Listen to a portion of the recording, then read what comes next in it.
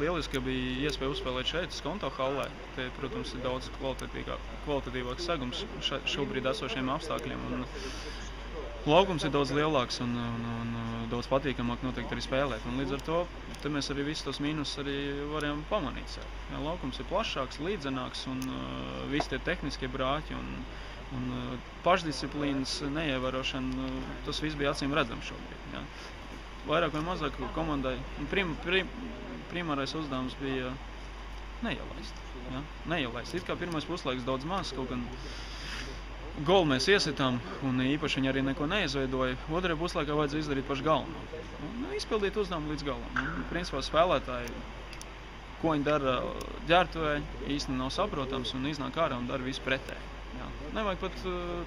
Nevajag īsti pat uzbrukt kaut kur nēsāties. Vajag vienkārši savās pozīcijās nospēlēt un novest to spēli līdz galam. Bet, diemžēl meistarības un pašdisciplīnas šodien pietrūka. Ceru, ka sezonā viņas pietiks. Jā, šodien iztrūka gan Edgars, gan Māris laukumā un uzreiz izskatījās, ka starp spēlētājiem, starp uzbrukumu un aizsardzību neveidojās kaut kāda saikne, vai tas nozīmē, ka īsti nav šiem spēlētājiem aizvietotāji pienācīgi? Aizvietotāji noteikti jau vienmēr var atrast. Citu lietu vai tiem aizvietotājiem ir tā noteikti pašdisciplīna. Ja? Pašdisciplīna. Edgars un Māris, viņi spēlē disciplinēti savās pozīcijās, dara savu darbu, tas, kas viņiem jādara, un neizdomā neko vairāk. Ja? Šodien, centra pussargi, visi trīs izskatījās, zem katras kritikas. Ja? Tie, kas uz mājiņu iznāca,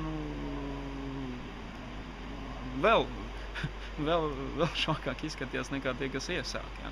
Kaut gan, tāpat laikā 1-0 rezultāts bija, vajag disciplinēt nospēlēt un neko neizdomāt. Ja. Un līdz ar to radīsies arī pārliecība un arī komanda spēlēs daudz labāk, jo viss jau atkarīgs ir no viduszonas. Ja. Ja viduszona nespēlē un viņi to dara, tā haotiski, nedisciplinēti, un līdz ar to arī viss komandas spēle arī pajūt.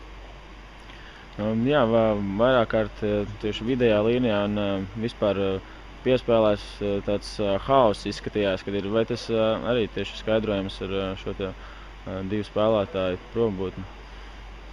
Pārējo spēlēt arī trenējas. Varbūt spēlēs, viņi notiek daudz spēlējuši un pietrūkst tas kopējās prakses, komandas ziņā.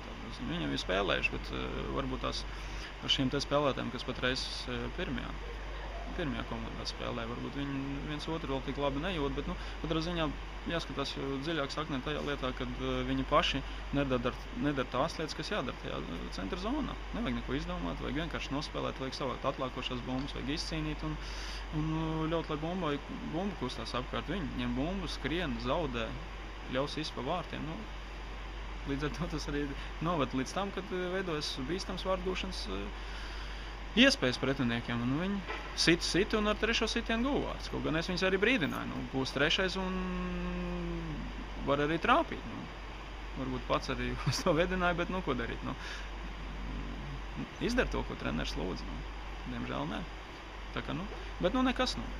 Vēl ir ilgs ceļš ejams, un es ceru, ka mēs tās kļūdas ņemsim vērā un izlabosim un spēsim izveidot kaujaspēcīgu kolektīvu. Ja, jo nespēlē jau 11 cilvēki, ne 14, bet 20. Ja, viņi palīdz treniņos, viņi nāk uz mājiņu vai aizvieto traumētos, vai kas ir izlaiduši diskvalifikācijas dēļ, tāpēc es ceru, ka mēs pārskatīsim tās visas lietas un pieņemsim pareizos lēmumus. Būs video arī, un tā kā mēs lieliski varēsim redzēt savas kļūdas. Paldies!